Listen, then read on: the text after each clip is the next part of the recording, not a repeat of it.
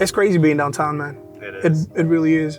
I mean, you look at what happened a year ago, how the community got hit with, the George Floyd death. Yeah. Man, it got hit really hard. Yeah. When everything first went down, again, I was at my house when I found out about it, and I'm just sitting at home, just really seeking the Lord for peace, knowing there's like gonna be just a war coming, a lot of warfare, a fight to be fought. But I remember there was this like pressure and this like fear to even go, but I wanted to, and I knew it was important to. And so I think it was maybe the next day or the day after, Angie and I, we took a trip down. When we got there, it was remarkable, man. We got to the George Floyd Memorial site. Angie and I walk in, and the first thing that happens is out of the blue, and I swear God sent this to me, man. Somebody in the crowd was like, man, we really need to just pray. We need to cry out to God right now. Everybody, will you join me? And everybody hits their knees. This is me literally walking into the site, and they start praying, crying out to God, and just really pleading that Jesus would have his way in the middle of everything that was happening. And that was that first moment for me where I was like, all right, I'm ready. I'm ready to jump into this now. I was actually at church at the Wells downtown. Okay. When I heard, and shortly after that, we were able to come downtown and just see the aftermath of everything going on. Wow. But wow, so you were down day one. Like we were right down, there. you know what I mean? I really feel like it kind of like changed everything. Like you look around, see spaces boarded up. Yeah. Like we're out in a different part of town now, but I grew up here, man, South Minneapolis, literally where we're driving through right now.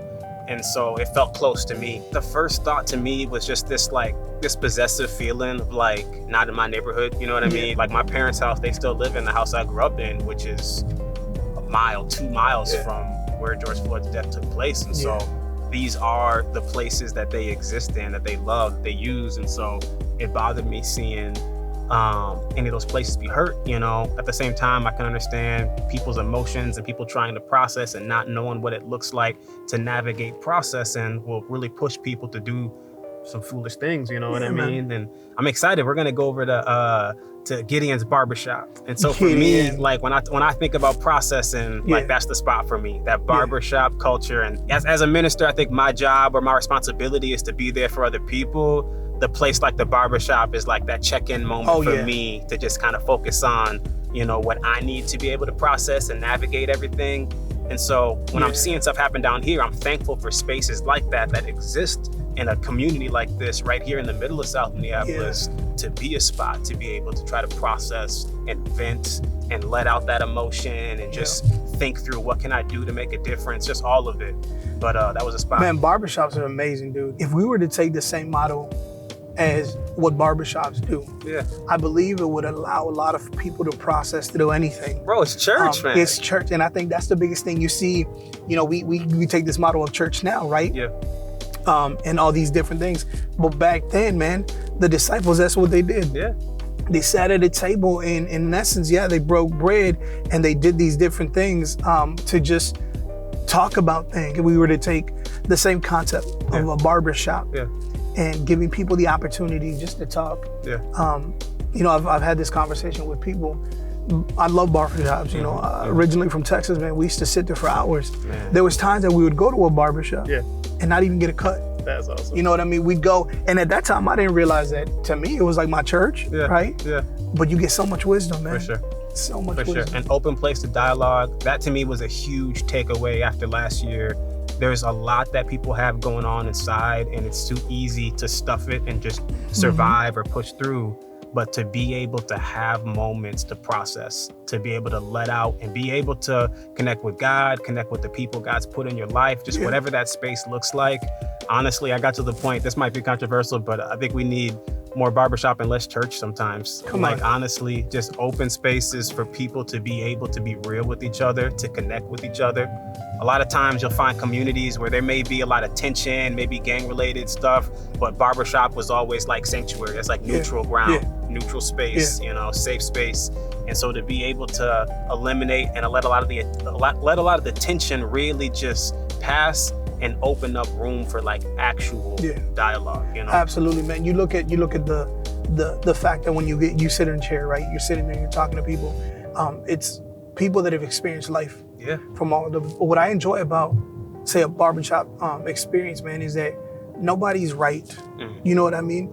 They really come in and you have a place, like you said, to dialogue, to talk about deep issues and stuff like that. And the cool thing about it is that you might go in with a perspective, and in mere conversation and just talking back and forth, man, you start seeing something unfold that you never thought about because somebody brings something up. And the reality of it is people in that barbershop are people that are in the community, that are experiencing the ups, the downs, the negative, everything, that you're able to see an insight, man. You know, it's like, in essence, it's like the neighborhood watch. You know what I mean? In general, but you said that sometimes we being controversial and talking about how less church and more barbershops, isn't that the way it's supposed to be to begin with? I agree, man.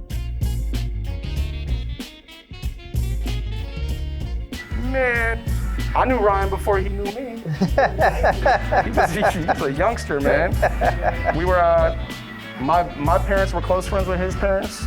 They served at a church down off 36th Avenue and Lake Street, Abundant Life. And when he was a toddler, I knew of him because my mom would babysit, and I was old enough for him to be this baby. So he's always been a baby to me, dog. Don't play. He's family, for sure. I appreciate that, man. I was telling Baltimore this on the drive down. The barbershop was always that space, and it was really you, your heart. Like having somebody to be able to like process with, having someone to be able to dialogue or even vent to. And not only just about last year's situations, but really just throughout life. Man. That's been something so special in my life. I look forward to it. I was telling B, it's like some of the best therapy you could get, man. I always know that that's a part of the schedule where I can be able to have that moment.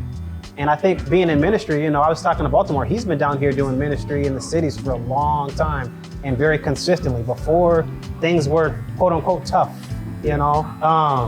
And to be able to say, like, as ministers, even though our heart is to really try to be there for other people, it's those people that exist that are there for us.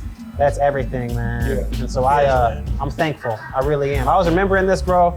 I don't know if I ever told you this, but there was a time, sometime last year, right as you were getting the shop going, Angela was having like a major anxiety attack. We were actually at the hospital, and you had called me, and I'm in like the ER room, but for some reason it's like if Jacob calls, I'm still gonna take the call. And we didn't even dialogue. I didn't even tell you what was really happening, but just being able to like hear from you, it was like a moment to be able to get a breath for me, man. And that was, I feel like you've always really occupied that type of a space for me. So I'm thankful for that barbershop culture, but really your heart. And it reminds me of what ministry really is supposed to look like, if I'm honest, man. That's exactly it, man. Appreciate those words, man. For sure. It really is the little things. It is, man.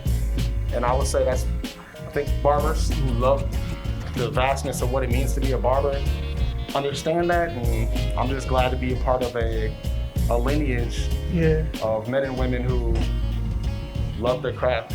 The value of being able to converse on topics that are sometimes otherwise pushed away is very important for barbershops. It's one of the things we pride ourselves on, being able to open up some of those maybe sticky conversations. Man. And I've heard it, man, you know, the greatest wealth is knowledge, right? And I think being in positions like that where they challenge you in conversations, you know what I mean, cause you to grow, cause you to see different perspectives, man. So I do, man. I grew up in South Texas, and we grew up in barbershops, man. I was telling Brian, man, like we'd go to different places and we would just sit there and not even get a cut, man. You just wanted to hear, you know, from different people coming in and stuff like that. So I've always appreciated it. Many years. Baltimore said they had the quartets would show up, man. Yeah, bro. Like see, I'm from South Texas, so people would come, bro, and they had the whole dance moves, and I've never seen it. What do you advice-wise for those that don't necessarily know how to have those conversations, man? Know what I mean? Start them. How can they go forward in having those difficult conversations and yet still be heard? You know what I mean? What helps me is to stop trying to convince people of something. And starting with just, I have taken a breath first and foremost. What I learned from my therapist, taking a few breaths and telling myself I'm only here to offer my perspective, whether, you know, however passionate or whatever conviction I have about that perspective, it's mine and I have to own it. And projecting that on anybody else is not gonna move the conversation forward. I love that. So just being confident in who you are and saying, I'm just gonna add perspective. And, you know, I don't see it that way. I came from a different background and I was taught this, and that's always a good starting point, at least to keep a conversation honest and going forward. Absolutely. So. Man, that plus a willingness to really to learn, like being secure enough in my own, not only my own perspective, but just in who I am, that I legitimately want truth no matter what. You know what I mean? That's something that stands out to me. If I'm actually gonna have a conversation with somebody, am I willing to really hear out where they're at? Right. Yeah. Because if I still hear them out and I know where I'm at the end of the day, I've reaffirmed that position that much better. Right. Yeah. You know what I mean? And I want to be right, but I might not be. Absolutely. And if I'm willing to be wrong, I'll find out if I really got it and see it the way that it's supposed to, you know? I love that you still moved in, even in the middle of everything happening too, to really open up the shop right after so much is happening, you know?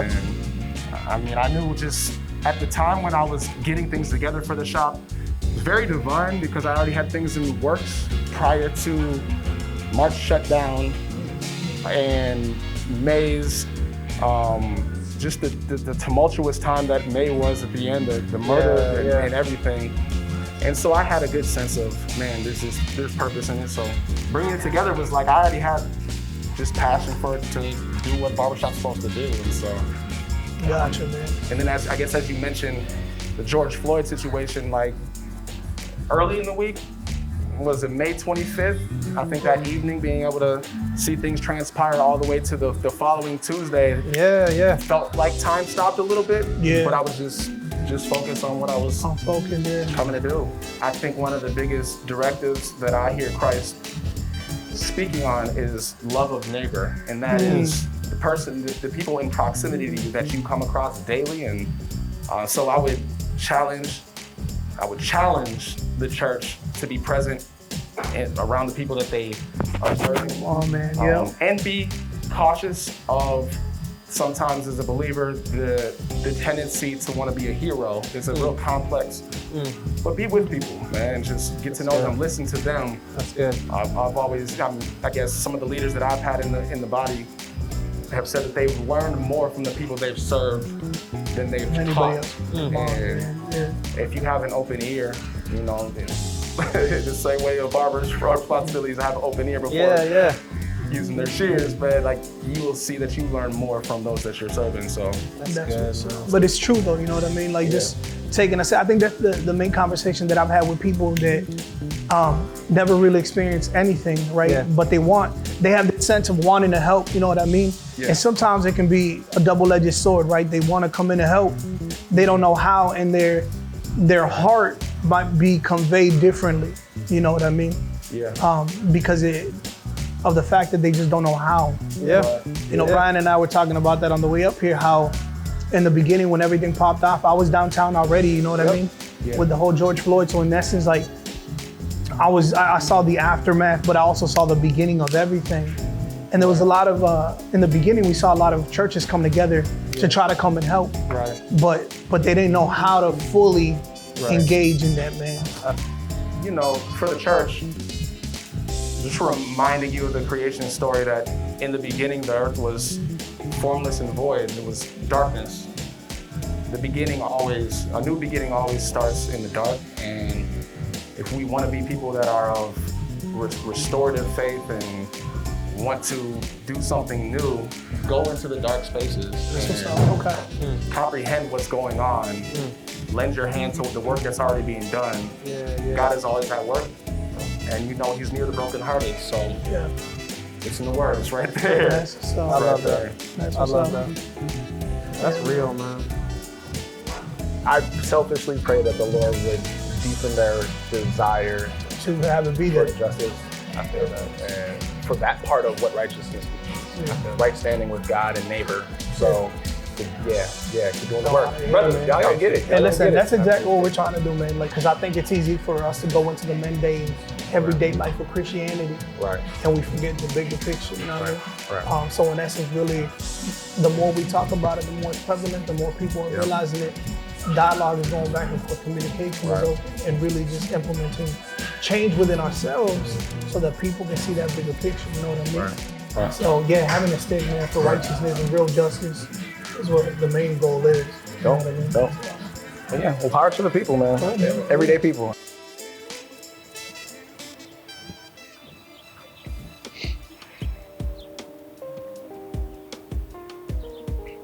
Crazy thing is, man, I want to know who did that. It's amazing. It's a reminder that if our job is to really be present for people, then we've got to be able to keep people in mind. Absolutely. You know what I mean? I think George Floyd represents one of many people, you know, in a city or a community that's really feeling it, really having, really hurting, you know? Yeah. And it just reminds me of what it looks like for us to really meet that need, you know, and really keep people in mind with everything that it is that we're doing. All people, everyone, absolutely. everyone involved, you know? My question, one thing I'm asking myself, and I'd love to hear your thoughts, man, what's your hope for the future as we move forward from past situations like this into a place where we're healing and we see a healthier world? What's your hope? What does that look like for you? Obviously restoration, right? I think my biggest thing, man, would have to be the hope for it is that people would come to the understanding and realization that in order to fully understand other people, you need to remove yourself from where you're at and experience life the way they see it. That's one of the greatest commandments, right? To love. My prayer for the future, man, is that we're able to see it through a different lens and being able to understand people. It can't just be talking, it's gotta be life. It has to be. This is heavy, but to me, it still reminds me of the hope that I have for what we can do moving forward. And I really think we're gonna make that difference, you know? I think we are, man.